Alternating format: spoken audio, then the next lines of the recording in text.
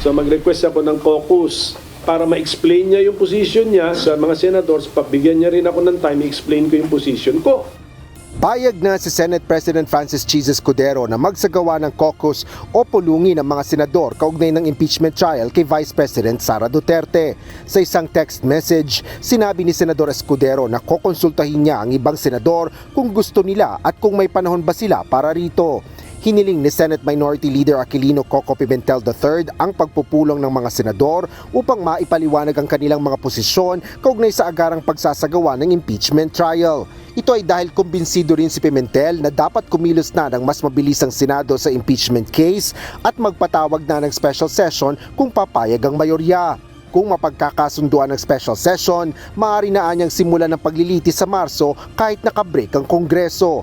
Sa kabila nito, sinabi ni Escudero na hindi siya sang-ayon kay Pimentel na maaring magsimula ang trial habang nakarises at hindi nakasesyon ng Senado at pagkasunduan lang ito ng mga senador.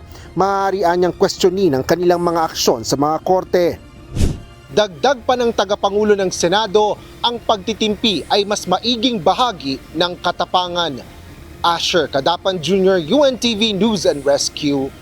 Diyos ang aming sandigan, serbisyo publiko ang aming pinahalagahan.